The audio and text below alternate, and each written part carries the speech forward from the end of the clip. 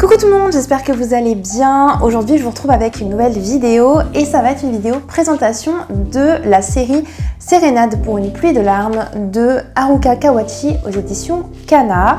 Donc c'est une nouvelle série qui vient de paraître là en septembre.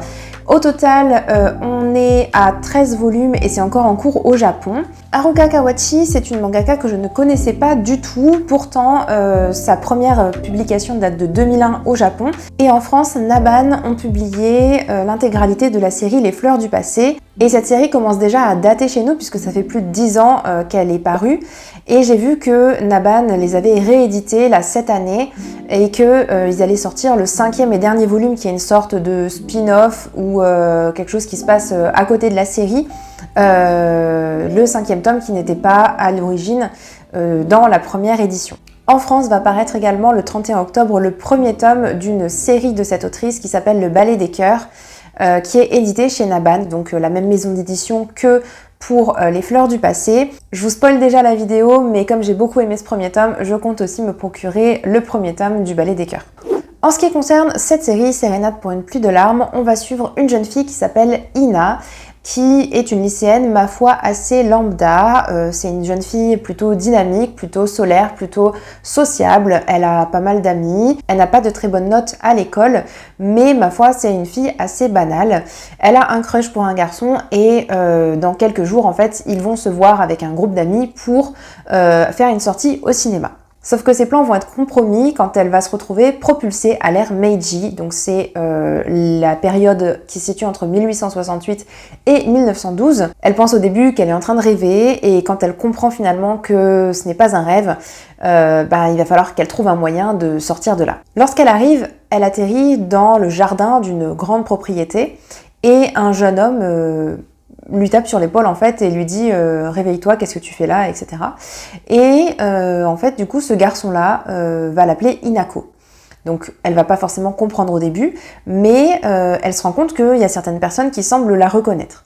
Et on va l'emmener ensuite dans une grande maison et en fait elle se rend compte qu'il y a une autre jeune fille qui a quasiment le même visage qu'elle, qui lui ressemble comme deux gouttes d'eau et c'est elle en fait, Inako. Et donc elles vont tout de suite se prendre d'affection et elle va vouloir comprendre un petit peu sa vie et Inako va vouloir comprendre celle d'Ina également. Et donc il y a ce côté un petit peu rigolo aussi de voir deux périodes complètement différentes s'entrechoquer. Et par là il y a toutes les coutumes, toutes les traditions, tout ce côté très chevaleresque en fait du côté des hommes qui sont souvent des gentlemen, surtout ceux qui sont issus d'une famille noble ou en tout cas qui ont des moyens, mais aussi tout ce qui va avec, c'est-à-dire les mariages arrangés. Et donc Inako ne fait pas exception à la règle et donc Ina apprend qu'Inako est fiancée à ce jeune homme qu'elle a rencontré. Donc je ne sais plus le nom de ce garçon-là. Donc il s'est écrit que c'est l'héritier de la famille Hongo, donc on va l'appeler Hongo, c'est son nom de famille. Ina va chambouler les deux jeunes personnes qu'elle rencontre, rien qu'en leur parlant. Par exemple, il y a un moment où elle va dire à Inako, mais en fait, toi tu vas être mariée du coup à un homme que tu n'aimes pas, pourquoi est-ce que tu le dis pas en fait? Pourquoi est-ce que tu dis pas ce que tu ressens, ce que tu penses? Et en fait, elle va lui faire comprendre qu'elle n'est pas vraiment libre de ses décisions, de ses choix. Ina va beaucoup penser à ça en fait, et je pense que c'est quelque chose qui va être assez central dans ce manga. C'est cette idée de féminisme, de liberté, de droit des femmes et d'évolution finalement de la société. Ça c'est un premier point qui me fait dire que du coup c'est pas un shoujo traditionnel et c'est un shoujo qui tire un petit peu vers le josei par cette thématique un petit peu mature.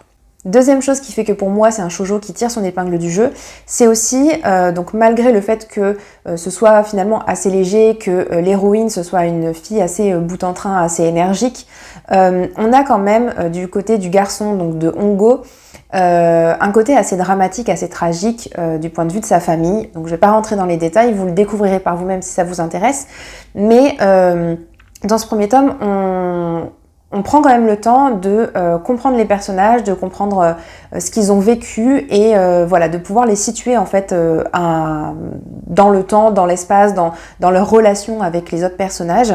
Et du coup, ce qui fait qu'on commence à entreapercevoir que Hongo, il a une vie de famille qui est très compliquée. Du coup, ça rend le personnage d'autant plus attachant.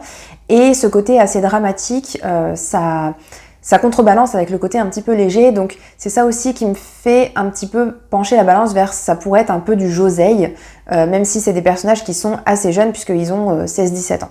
Je ne sais pas vraiment comment la romance va évoluer, quel chemin ça va prendre, parce qu'il y a plein de possibilités en fait. Mais je vois déjà que Hongo est intrigué par Ina. C'est un personnage en fait qui comprend pas vraiment parce que en plus Ina va des fois se faire passer pour Hinako. Enfin, elle se fait passer pour Hinako puisque les gens ne peuvent pas imaginer qu'il y ait deux Ina en même temps, enfin une Hinako, une Ina qui soient des jumelles quasiment. Donc en fait pour lui c'est une seule et même personne et comme elles ont deux manières de penser, deux manières de se comporter vraiment très différentes, en fait Ina va dire quelque chose et puis Hinako va venir une demi-heure après et va lui dire autre chose et du coup il va pas trop savoir sur quel pied danser. Donc peut-être que c'est ça qui va un petit peu le faire réfléchir et le faire développer des sentiments amoureux, mais de qui il tombera amoureux finalement, ça je ne sais pas pour l'instant. En tout cas c'est un premier tome que j'ai trouvé vraiment très original. On a ce côté fantastique mais aussi ce côté historique et un petit goût de féminisme par-ci par-là.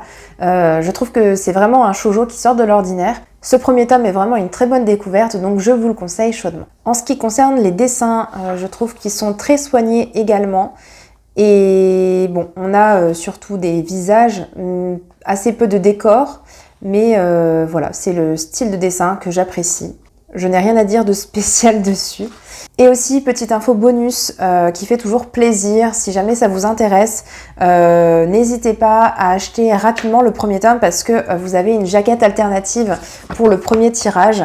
Je vous la montre de plus près, voilà ce que ça donne. C'est très très joli. Voilà, c'est tout pour ma vidéo, j'espère qu'elle vous aura plu. Si vous avez lu ce manga, n'hésitez pas à me dire en commentaire ce que vous en avez pensé. Et moi, je vous dis à bientôt dans une prochaine vidéo. Ciao, ciao!